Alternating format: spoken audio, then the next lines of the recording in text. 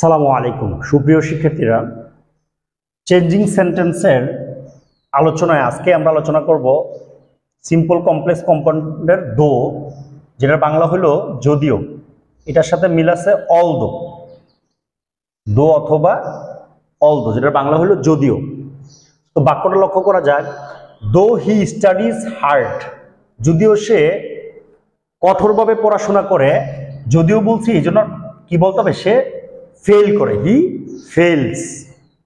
তো আমরা জানি কম্পাউন্ডে এন্ড অর বাট সো যে কোনো একটা আনলে হয়।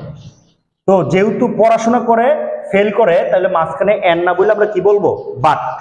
হি studies hard but he fails. তো যদিও সিম্পলে কি বলবো, ইন স্পাইট অফ, যেটার বাংলা হলো সত্ত্বেও।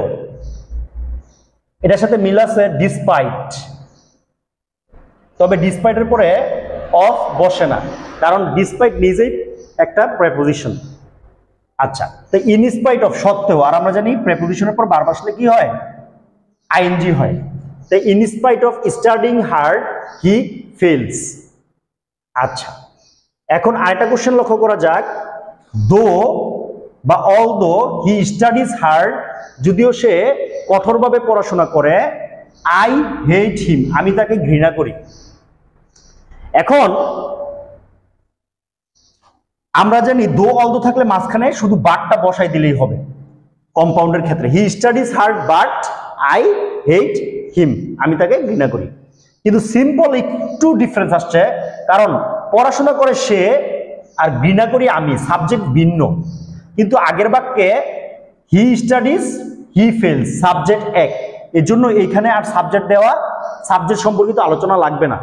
কিন্তু এখন তো বলতে হবে, হ্যাঁ, তার পড়াশোনা করা সত্ত্বেও, তাহলে তার ইংলিশ কি, হিজ। যদি কোনো সি থাকতো তাহলে লিখতাম হার, দে থাকলে লিখতাম দেয়ার, ইউ থাকলে লিখলাম ইউর, উই থাকলে লিখলাম আওয়ার। তো যদিও ইংলিশ কি, দো বা অলদো, আর সত্ত্বেও ইংলিশ কি, ইনস্পাইট অফ বা ডিসপাইট। তবে ডিসপাইট অফ আমরা অফ দিব না।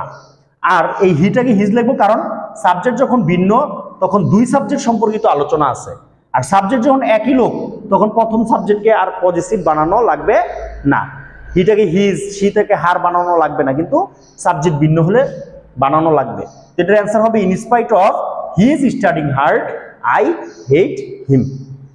তো এই ছিল আজকের দো অলদো সম্পর্কিত আলোচনা। সবার জন্য শুভকামনা। Thanks for watching.